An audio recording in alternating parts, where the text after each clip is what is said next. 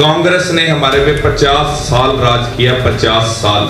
आज हम 3.5-4 लाख रुपए में एक बच्चे की पढ़ाई करा रहे हैं और जिसके 2 हैं 8 लाख रुपए।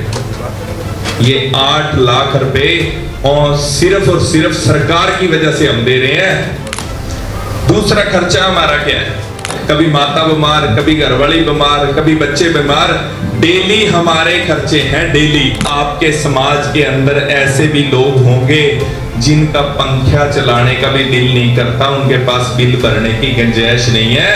अगर आप उनकी सच्ची सेवा कर सकते हो, पैसों से नहीं कर सकते, तो एक वोट दान करके कर सकते हो, एक वोट दान कर सकते हो।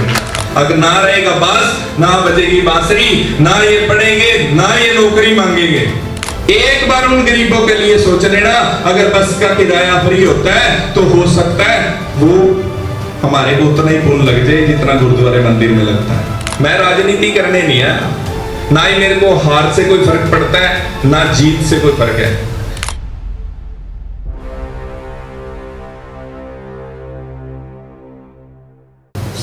कि साडे शहर दे विच क्यों बदलाव होना चाहिए?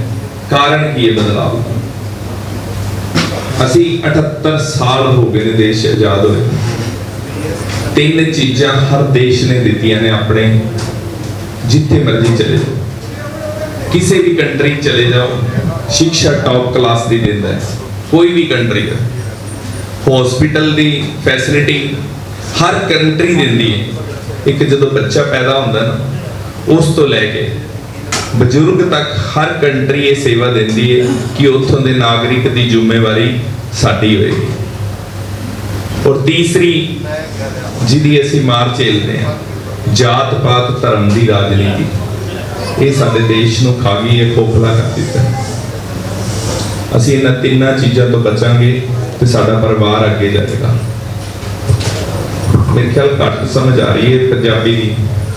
इन 3 चीजों से मैं हिंदी कर देना, इन 3 चीजों से हम बचेंगे तो हमारा परिवार आगे जाएगा, नहीं तो ये कभी बढ़ ही नहीं सकते हम लोग।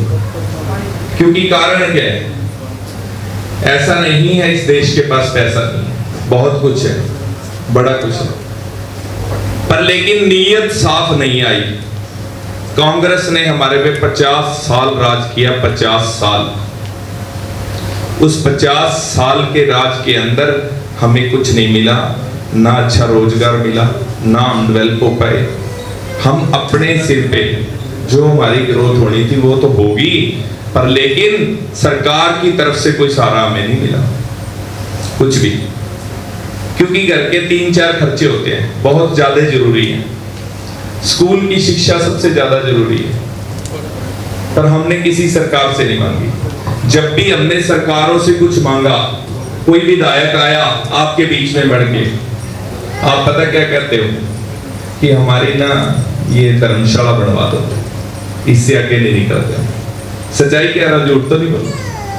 हमारी धर्मशाला बना दो। हमने कभी नहीं कहा हमारे स्कूल अच्छे बनवा दो, नहीं कहते हम, कभी नहीं कहते। कभी नहीं कहेंगे शहर के अंदर हॉस्पिटल अच्छा बनाओ जी, वो भी हम कभी नहीं कहेंगे। कारण है यहाँ पर अच्छी फैमिलियां बैठी हैं, हमारे को कोई दिक्कत नहीं है, किसी को, मेरे भी परिवार को कोई दिक्कत नहीं। क्यों? कारण क्या है? हम लोग पैसा कमा लेते हैं। हम पैसा कमा के, मेरे खुद का बेटा बीच में बैठा है, DPS में पढ़ता है, 3000 रुपए इसकी महीने की फीस है लगभग, और इसके साथ इसका वैन का खर्चा है। टोटल 1,20,000 रुपए मैं देता हूँ इसका साल का, 1,20,000 रुपए 1 साल का देता हूँ, कोई फर्क नहीं पड़ता। उसके बावजूद स्कूल में पढ़ाई नहीं होते, 65,000 रुपए एक ट्यूशन के दे रहे हैं हम, आप भी दे रहे हो, सभी दे रहे हैं। 65,000 रुपए ट्यूशन के एक सब्जेक्ट के। अगर 2 सब्जेक्ट की ट्यूशन की तो 1,30,000 और हो गया, 2,60 पे तो हम पहुंच गए। इसके अलावा रोज इसका फोन जरूर आता है, पापा ये बुक लेके आनी है, ले आ भाई। 4-4, 5-5 ड्रेस है। आज हम 3.5-4 लाख रुपए में एक बच्चे की पढ़ाई करा रहे हैं और जिसके 2 हैं 8 लाख रुपए। ये 8 लाख रुपए और सिर्फ सरकार की वजह से हम दे रहे हैं, जबकि जब दिल्ली के अंदर आप सभी के रिश्तेदार रहते हैं, सबके हैं, क्योंकि आप शहर से बिलोंग करते हैं, कोई व्यापारी भाई रह रहा है, कोई भी। आप जाओगे ना दिल्ली में, एक चीज सबसे अच्छी मिली वहां पर। ऐसा नहीं है प्राइवेट स्कूल बंद हो गए, पर सरकारी स्कूल इतने अच्छे हो गए, जो पैसे नहीं अफोर्ड कर सकते वो लोगों के बच्चों को पढ़ाई मिल गई। हर माँ बाप की एक ही इच्छा होती है कि मेरी पढ़ाई अच्छी हो जाए, मेरा बेटा पढ़ जाए। दूसरा खर्चा हमारा क्या है? Medical facility. सबके तो यहाँ पर हेल्थ कार्ड नहीं होंगे, और जिनके होंगे वो साधन संपन्न लोग हैं। सबके तो है नहीं यहाँ पर हेल्थ कार्ड, पर लेकिन जो घर का कोई बुजुर्ग बीमार हो जाए ना, लाखों में जाता है, लाखों में। और एक बार परिवार टूटा हुआ दोबारा सेटिंग नहीं आती। अगर एक छोटा दुकानदार भाई होगा मेरा, आज वो एक पैसे की उसका बजट का हिसाब है, बेचारा कभी कमेटी पाता है, कमेटी पाके कोई ब्याह शादी भुगता जाता है, कभी कोई कमेटी पाता है तो दुकान में सामान पड़ गया, कभी घाटा हो गया, कभी नफा हो गया। लोन सबके बढ़ते जा रहे हैं, लोन और लिमिटें इंक्रीज होती जा रही है। पर लेकिन एक आम फैमिली के लिए अगर घर का एक बच्चा बीमार, कभी बूढ़ा बीमार, कभी माता बीमार, कभी घरवाली बीमार, कभी बच्चे बीमार, डेली हमारे खर्चे हैं, डेली। और ये भी जिम्मेवारी हम खुद उठा रहे हैं, खुद। इसी की टेंशन है हमारे ऊपर, इसी चीज की टेंशन है। ये भी पैसा हमारा बच सकता है अगर सरकारी हॉस्पिटल में टॉप क्लास का इलाज हो और वो वहां की अच्छी स्थिति हो, मैनेजमेंट अच्छी हो। अब हॉस्पिटल तो करनाल में A1 है, कल्पना चावला टॉप क्लास की बिल्डिंग है, बिल्डिंग इतनी अच्छी है कि अंदर जाए कमाल है। पर लेकिन एक ही चीज की कमी है, डॉक्टर की। डॉक्टर नहीं है। अब डॉक्टर कहां से आएंगे? जब बच्चे पढ़ेंगे नहीं, डॉक्टर कहां से आएंगे? बच्चे तो आप जो विदेशों में जाने लग रहे हैं, आपके +2 करते हैं तो पापा आईलेट्स कर दे, चलो बाहर। यही है ना सच्चाई। ये हमारी लाइफ की एक कड़वा सच है। पर लेकिन एक बात आपको कहूंगा, हम लोग गुरुद्वारे मंदिर सारे जाते हैं, सारे भगवान को मानते हैं। हमारा 10 रुपए बचे ना हमें, तो हमारी कोशिश होती है भी 2-4 रुपए गुरु घर में लग जाए, दान पे लग जाए, गरीबों को दान कर दो। कई बार हम भंडारा लगा देते हैं कि भंडारा लगाया, सबसे पहले हम पता कहाँ जाते हैं? बस्ती वालों को बुलाओ यार, पुण्य लगेगा, कहते हैं ना। ये आम घरों की यही कोशिश है, मेरी भी यही है। पर लेकिन हमने कभी भी ये नहीं सोचा कि हम उनको कैसे दे पाए, असली उनको क्या चीज देनी चाहिए। हम तो साधन संपन्न हैं, पर लेकिन हम उनके लिए एक ऐसी सरकार भी तो चुन के दे सकते हैं जो उनको फायदा करा सके। हम अलग अलग पार्टियों से, हम दान पुण्य सारे करना चाहते हैं, अलग अलग पार्टियों से। हम बीजेपी से भी हैं, हम कांग्रेस से भी हैं, हमारे बीच में हर पार्टी से बिलोंग करता है कोई ना कोई। पर लेकिन किसी पार्टी ने हमें कुछ नहीं दिया 10 साल के अंदर, और ना ही मौके के जो हमारे नुमाइंदे चुने जाते हैं, किसी की ताकत नहीं है उनका हाथ पकड़ के कोई काम करा ले। हम जब भी जाते हैं, हमारे जो बड़े बुजुर्ग है ना, कई बार मेरे को शर्म आ जाती है। मैं कई बार कहता हूं, मैं राजनीति करने नहीं आया, ना ही मेरे को हार से कोई फर्क पड़ता है, ना जीत से कोई फर्क है। मैं आज भी गुरुद्वारे में सुबह गया था तो एक ही बात कह के आया था कि परमपिता परमात्मा अगर सच्ची नीयत होगी, सेवा करने का जज्बा तब देना, नहीं तो मत देना, पेंडा छड़वा दे जैसे मर्जी इस गंदे काम से। और जिस दिन मैंने ये पार्टी ज्वाइन की थी, उस दिन भी मैं MP के साथ लड़ के आया था। मैं है ना, सब सौदा चोरों का, हमने नहीं करनी है राजनीति, क्योंकि साधन संपन्न भगवान ने बड़ी मुश्किल दिया। मेरे साथ में व्यापार करने वाले, मेरा काम चलाने वाले, मेरे को इस बिजनेस में ले आने वाले, वो भी बिंडर जी यहाँ बीच में हैं, इन्होंने मेरे को कहा हैचरी लगा ले, तो आज मेरे बच्चे भी और मैं भी साधन संपन्न है। पर लेकिन जब इस फील्ड में उतर गया, जब इस फील्ड में उतरा, हर आदमी की एक कोशिश होती है, आपकी भी एक कोशिश है, यार घर में पैसे है ना, बिजनेस अच्छा चल रहा है, हमने क्या लेना है, यही होती है ना। सबकी एक ही कोशिश है, हमने क्या लेना है, साधन संपन्न है, हमें क्या जरूरत है, यार अपने बच्चे को लेंगे शिमले घुमाएंगे, क्या फर्क पड़ता है। मैं भी ऐसे ही करता था। पर 3 साल हो गए, बच्चे भी नहीं दिखे मेरे को कहाँ है। ऐसा डीपली गया और उस घर तक गया, कसम खाता हूं ये अंतुली सत्य है। कई बार मेरे आंसू नहीं रुकते थे, सारी रात नींद नहीं आती थी। ओंगल के अंदर एक घर में पहुंचा मैं, एक माँ आई बुजुर्ग, मेरा हाथ पकड़ के, बारिश हो रही थी बहुत जबरदस्त, गाड़ी के आगे आगे खड़ी हो गई। तो मैंने, रात को 8:30 बजे का टाइम था, मैं उतरा, मैं जी माता जी। बोली भाई मेरे घर चल, मैं बड़े दिन से तेरी इंतजार कर रही थी, एक घूंट पानी पी आइए। मैं चलो माता जी, मैं भी भीग गया, हम अंदर गली में चले गए। जब मैं उसके घर गया ना, ऐसा था कि अभी 2 मिनट बाद ये छत गिर जाएगा, मतलब बल्लियां टूट रही उसकी, और उसने किक्कर कुकर काट के नीचे लगा रखे। और उसकी जो घर में बेटे की बहू थी, बेटा एक्सपायर हो रहा था, बेटे की बहू थी, उसका एक्सीडेंट था, विकलांग थी, और 3 बच्चे थे। घर के अंदर 5 प्लेट थी, मैंने गिन ली, 5 जहां से पानी टपक रहा था वहीं पड़ी थी। 3 गिलास थे, तीनों वहां पड़े थे जहां पर पानी टपक रहा था। उस दिन मेरे को ये समझ आया कि जीना है तो इनके लिए, बाकी सेवा व्यर्थ है, बाकी सेवा व्यर्थ है। भरते रहो आप, गुरुद्वारों को भरते रहो, मंदिरों को भरते रहो, कोई फर्क नहीं पड़ना, कोई फर्क नहीं पड़ना उस चीज से। जब हम उस सेवा में उतरे, मेरे पास जितने पैसे थे मैंने खूब लगाए, खूब दब के। यहाँ शहर के अंदर से मेरे पास फोन आते थे, तो खर्चा बहुत ज्यादा कर रहा है, तो खर्चा बहुत ज्यादा कर रहा है बेटे। कई माताओं ने फोन किया, यहाँ पलाई की फैक्ट्री है, अग्रवाल समाज से हैं, उन्होंने किसी मेरे गांव के अग्रवाल को बोला भी उसको कहो बेटे को खर्चा बहुत ज्यादा कर रहा है जहां भी। पर क्या करता, मेरे से देखा ही नहीं गया।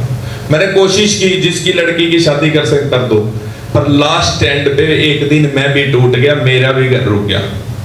सच्चाई बता रहा हूं। अब किसी से पैसे मांगू तो वो ये कहता है कि ये राजनीति करने आए, और जो पैसे ना हो तो आप उनका भला नहीं कर सकते। अब आया फिर मैं इस पार्टी में, क्यों मेरे को इंटरेस्ट है। पहले 10 साल बीजेपी में भी रहा, लिया कुछ नहीं बीजेपी वालों से, बहुत ऑफर थी, कभी चेयरमैन बन जा, फलाना बन जाना। सरदार बख्शीश सिंह जी को इस शहर में लेके आने वाला अमनदीप जुड़ला था 2009 के अंदर, उस एरिया से मैं लेके आया था इनको, यहाँ पूछ लेना मुझसे। पहला इलेक्शन भी मैंने ही लड़वाया, दूसरा भी मैंने ही लड़वाया था यहाँ पर दूसरा जब वो बन गए ना, 1 साल में ऐसे बदले कि पता ही नहीं लगा कैसे बदल गए। हमें किसी चीज का लालच नहीं, हम साइड हो गए, विवाद कुछ नहीं, साइड हो गए। पर लेकिन इस पार्टी में आप सेवा कर सकते हो। सेवा वो कैसे कर सकते हो? दिल्ली के अंदर केजरीवाल जी ने बहुत टॉप के स्कूल बनाए हैं, उसको देख के पंजाब के अंदर सरकार आई। आज पंजाब के अंदर 117 ऐसे मॉडल स्कूल बना दिए गए कि जिनको देख के ऐसे लगता है जैसे अमेरिका कनाडा ऐसे स्कूल है, वो ऐसे टॉप क्लास के स्कूल। ये काम किया केजरीवाल सरकार। देखो हम ना पढ़े, गरीबों के बच्चों के लिए सरकारी वैनें लगा दी गई कि उनको लेके आओ और उनको शिक्षा दो। सबसे बड़ा दान है शिक्षा का दान। अगर आपने किसी एक गरीब का बच्चा पढ़ा दिया, कई जनों ने अपने शहर में यहाँ पर 5-5, 4-4 महीने ही अडॉप्ट करवा रखे हैं, अच्छी फैमिलियों के से कि इन 3 बच्चों को पढ़ा दो आप, वो पढ़ा रहे हैं, उनका खर्चा दे रहे हैं। सबसे बड़ा दान है शिक्षा का दान देना। अब हम पैसे तो दे नहीं सकते, अब हम कैसे सेवा करें उनकी? केजरीवाल ने बना दिए। अगर हम बात करें स्वास्थ्य की, दिल्ली के अंदर हर कॉलोनी के अंदर हॉस्पिटल है, हर कॉलोनी में, जिसके अंदर MRI मशीनें हैं, एक्सरे मशीनें हैं, ECG मशीनें हैं। 41 ऐसे टेस्ट है जो बिल्कुल फ्री होते हैं, बिल्कुल फ्री। और पंजाब में भी ऐसे ही 1200 गांव के अंदर बना दिए, 2 काम कर दिए। ये तो मानवता की सेवा होगी, ये तो राजनीति नहीं हो सकती, ये तो कोई स्टंट नहीं है। तीसरा, इस पार्टी में क्या खूबी थी? तीसरी खूबी थी कि हर घर को 600 यूनिट बिजली फ्री देता है, हर घर को 600 यूनिट बिजली फ्री। ये भी तीसरी इनकी खूबी थी। आज हमारे घर में तो 6 एसी हैं, हमारा तो 8,000 बिल आता है, मेरा खुद का 12-13,000 बिल आता है, हमें कोई परवाह नहीं। पर ध्यान करना, आपके समाज के अंदर ऐसे भी लोग होंगे जिनका पंखा चलाने का भी दिल नहीं करता, उनके पास बिल भरने की गुंजाइश नहीं है। अगर आप उनकी सच्ची सेवा कर सकते हो, पैसों से नहीं कर सकते, तो एक वोट दान करके कर सकते हो, एक वोट दान कर सकते हो अपने, एक वोट से उनकी बिजली फ्री हो सकती है। अगर आप उनके बच्चों के लिए पैसे नहीं दे सकते हॉस्पिटल में जाने के लिए, उनके बुजुर्गों का इलाज नहीं करवा सकते, आज कैंसर जैसी इतनी बड़ी बड़ी बीमारियां हैं, परमात्मा ना करे किसी के घर में आ जाए तो बड़े से बड़ा घर हिल जाता है और वो गरीब तो अपनी लाश लेके घूमते रहते हैं यार। अगर आप उनकी मदद कर सकते हो, पैसे से नहीं कर सकते तो एक वोट से कर सकते हो, उनके लिए अच्छे हॉस्पिटल बन सकते हैं, हॉस्पिटल बन सकते हैं। अगर आप उनकी मदद कर सकते हो, आपके बच्चे, आपके पास पैसा है, इंग्लिश स्कूलों में पढ़ सकते हैं, पर लेकिन हमारे उन परिवारों का, आप हमारी पंजाबी फैमिलियों के बीच में आप वार्डों के अंदर जाओ, आपको ऐसी ऐसी फैमिली मिलेंगी कि उनका ये भी नहीं पता कि शाम को चूल्हा जलेगा या नहीं जलेगा। आज इस चीज को चेक करना जाते, चेक करना आप जाते।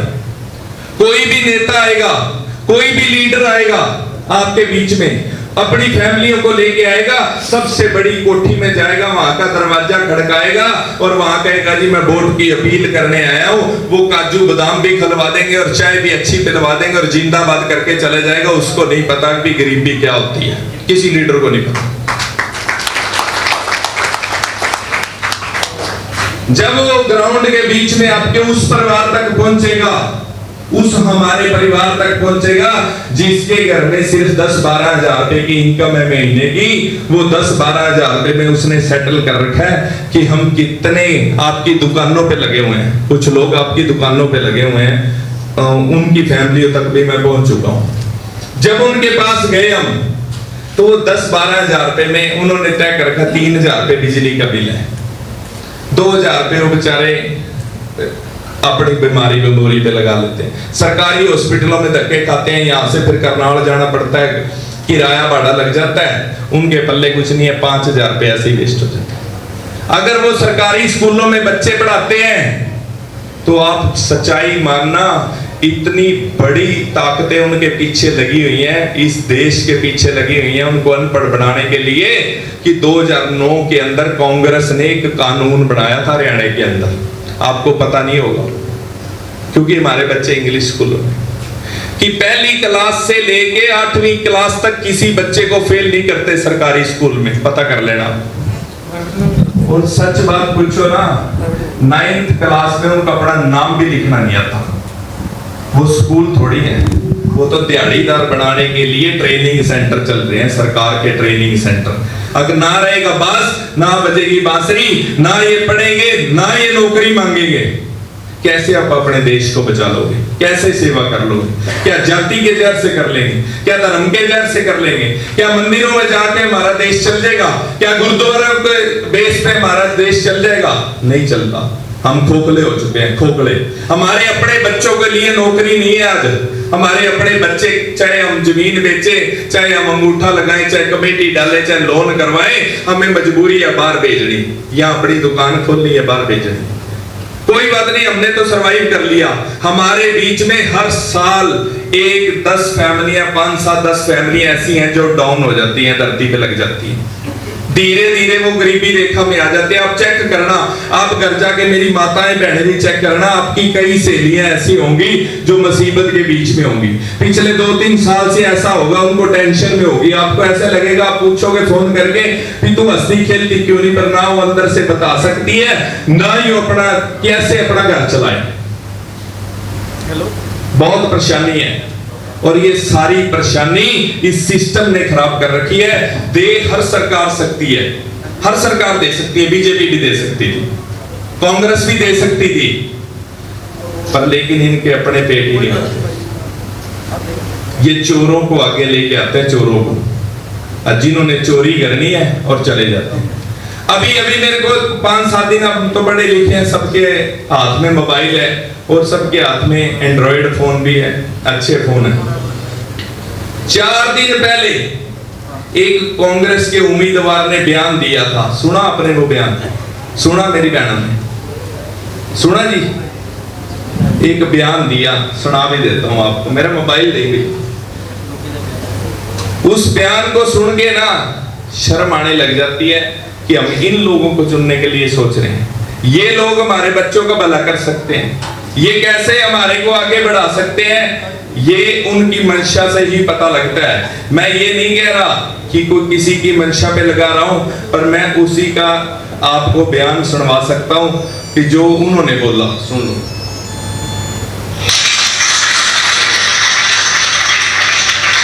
और जब सरकार के अंदर संघ का हिस्सा होगा तो अपने रिश्तेदारों में भी खुश करेंगे, अपन जो बात से बड़ी मत में आ रहे भाईचारे में भी करेंगे, ये मनपे अपना कर तो बोलेगी। ये हमारे संघ के भविष्य चुनेंगे ये लोग, ये हंसने की बात नहीं है।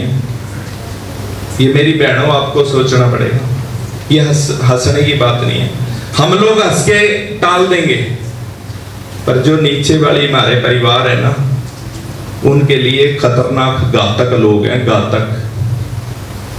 इनसे अपने देश को बचाना पड़ेगा आपको। मेरे को वोट दो ना दो कोई फर्क नहीं पड़ता, मैंने आपको पहले भी कहा।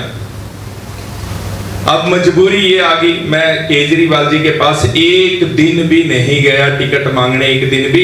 मैं और मेरी वाइफ एक ही बात करते थे, बेटा मेरा कहता था, पापा कौन से चक्कर में पड़ गए आप, कौन से चक्कर में पड़ गए? हमें नहीं, क्योंकि मेरा रोज सुबह उठ के पाठ पूजा करके अपने ऑफिस जाना, पाठ पूजा, वहां पर अफसरों से मेरी बहुत दोस्ती रही है। हरियाणा के लगभग ऑफिसर सारे मेरे को अच्छे से जानते हैं, भाईचारा के। मेरे काम ऐसे होते थे, मैं दिन में 50-100 लोगों के वैसे ही काम करवा देता। किसी का कोई मेरे दर पे आया, मैंने खाली नहीं जाने दिया, करवा दो काम, क्योंकि मैं तो उनसे दोस्ती कर ही रहा हूं। पर लेकिन जब इस सिस्टम को देखा है ना, तो ये समझ आ गई कि ये इतनी जल्दी ठीक नहीं हो सकता। फिर भी आप लोगों के, जनता का जो प्यार था, जिन गरीबों के बीच में मैं गया, जिनके घर तक पहुंचा, आज उन्होंने मेरे से उम्मीद लगा ली कि ये ही एक हमारा बेटा है जो हमारी सुन सकता है, हमारे तक पहुंच सकता है। यही एक हमारा बेटा है जो हमारे तक पहुंच सकता है। इसलिए आपके आगे जोड़ी करने आ गया। अगर आप चाहते हो कि उन बहन भाइयों की सेवा करना चाहते हो, उनके बच्चों को पढ़ाना चाहते हो, अगर आप चाहते हो आपकी एक वोट से हमारे संघ के स्कूल अच्छे हो जाए, उनके बच्चे भी पढ़ लें और हमारे भी पढ़ लें, अगर आप चाहते हो हमारी एक वोट से उस गरीब के हॉस्पिटल बन जाए, उसके लिए बन जाए जिसके माँ बाप इसी बीमारी के कारण मर जाते हैं, बच्चे बीच में से हमारे चले जाते हैं, अगर आप ये चाहते हैं अभी उसके घर की लाइट जल जाए, उसको फ्री का फायदा मिल सके, तो आप एक वोट कर देना उन गरीबों के लिए। ये वोट भी दान है, आज के दिन ये वोट भी दान है। ये सिस्टम ने हमें खोखला कर दिया। अगर आज भी हम ना जागे तो दोबारा जाग नहीं सकते। हमारे पास तो घर में 3-3 कारें खड़ी हैं, हमारी घरवालियां तो हो सकता है ना भी कभी, हमारी माएं ना भी कभी बस पे बैठी हो, पर उन गरीब की जाके माँ बहन को पूछो, जब किराया खर्च के करनाल हॉस्पिटल दवाई लेने जाना हो ना, उनके लिए वो 100 रुपया भी मायने रखता है, बहुत ज्यादा मायने रखता है। आज ये इलेक्शन अपने लिए ना लड़ो, छोड़ दो एक बार उन गरीबों के लिए सोच लेना।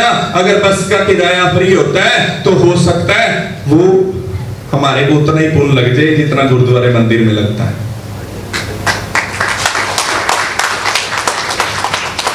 मैं आपको, मेरी बहनों को इतना ही समझा सकता हूं। मैं आपको दिल्ली के स्कूल का एक उदाहरण दे सकता हूं। एक बहुत बड़े पेशे से जज है, नाम नहीं लेता, उनका मेरे पास 2 साल पहले फोन आया, कहते अमन तू पार्टी की इतनी सेवा कर रहा है तो मेरे बेटे का एडमिशन करवाना है। मैं कहा जी, बोला सरकारी। मैं जज साहब आपके पिताजी एमपी हैं, मौके पे मोदी सरकार में एमपी थे, आप जज लग रहे, आपकी घरवाली जज, एडमिशन अमन को कह रहे हो करवा दे, पैसे खत्म हो गए क्या तर पे? बोले नहीं, सरकारी स्कूल में कराना है, शक्तिपुरम दिल्ली में। मैं जी जज साहब कारण क्या है? बोला यार पढ़ाई बहुत अच्छी है। मैं जी अच्छा।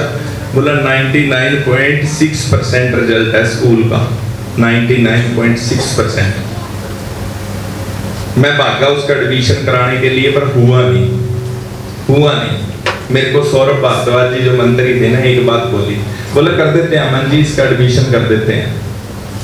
बोला एक बच्चा की जिंदगी खराब भी तो कर रहे हो, किसी का तो काटेंगे ना, किसी का काट के इसका करेंगे सिफारिश से। मैंने कहा नाम मत करना जी। जज साहब तो बोलचाल खत्म होगी मेरी, पर कमाल की बात यह है कि इस साल उसने अपने बच्चों का एडमिशन करवा ही लिया वहां पर सरकारी स्कूल में। जब जजों के बच्चे पढ़ने लगे, जब नेताओं के बच्चे पढ़ने लगे, एसपी डीसीओ के बच्चे वहां पर पढ़ने लगे, तो इसका मतलब सुधार हो चुका है, इसका मतलब सुधार हो चुका है। आप लोगों से मैं जरूर बेनती करूंगा, अगर आपका मन माने कि एक बार जात धर्म बिरादरी पार्टी सब कुछ छोड़ के हम एक बार सेवा कर सकते हैं, एक चीज का वादा आपके साथ आपका बेटा ये जरूर करता है, जितने दिन ये सांस चलेंगे 5 साल के अंदर, उतने दिन गरीबों की हर सेवा संभव होगी। और आप मेरा हाथ पकड़ के जहां मर्जी अमनदीप जुंडला जिएंगे 5 साल उनके लिए अपनी जिंदगी के दूंगा मैं। अगली बार शायद मैं भी ना हूं इलेक्शन में अंदर, क्योंकि मेरा इतना इंटरेस्ट नहीं, ये तो उनका इंटरेस्ट है कांग्रेस और भाजपा वालों का कि अब मेरी बारी, अब मेरे बेटे की बारी। 25 साल एक पार्टी ने टिकट दी सरदार बख्शीश सिंह को, 25 साल भाजपा ने, जब 26वें साल में नहीं मिली तो गया कांग्रेस में, गया ना। उनको चाहिए राजनीति, मेरे को नहीं चाहिए, उनको चाहिए, मेरे को नहीं चाहिए। मेरे को तो इतना चाहिए कि ये सिस्टम सेट हो जाए, आपके दिलों में अमन की जगह होनी चाहिए, सरकार में हो या ना हो कोई फर्क नहीं पड़ता इस चीज से, आपके दिलों के अंदर होना चाहिए।